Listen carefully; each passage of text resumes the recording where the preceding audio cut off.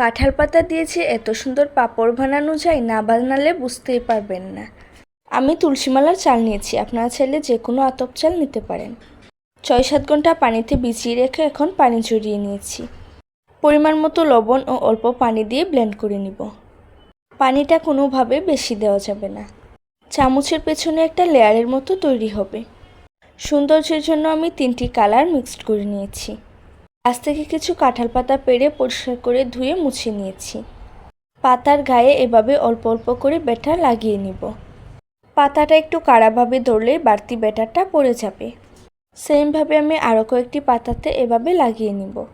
এবার একটি রাইস কুকারের চাকনিতে এভাবে ভাপ দিয়ে নিব। 2 মিনিট ভাপ দিয়ে নিলেই ভাপানো হয়ে যাবে।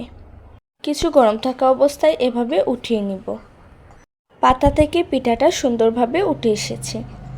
এখন এগুলোকে ফ্যানের নিচে 4-5 ঘন্টার মতো রেখে দিলেই হবে। চাইলে রোদে দিয়েও শুকিয়ে নিতে পারেন। এই তো 4-5 ঘন্টা পর এরকম শুকিয়েছে। তেল গরম হয়ে আসলে ছেড়ে দিলে এভাবে খুব সুন্দর ফুলে ওঠে। এভাবে তৈরি করে অনেক দিনের জন্য সংরক্ষণ করেও রাখতে পারেন। আশা করি আমার আজকের ভিডিও আপনাদের কাছে ভালো লাগবে। ভিডিও ভালো লাগলে আমাদের পাশেই থাকবেন। আল্লাহ।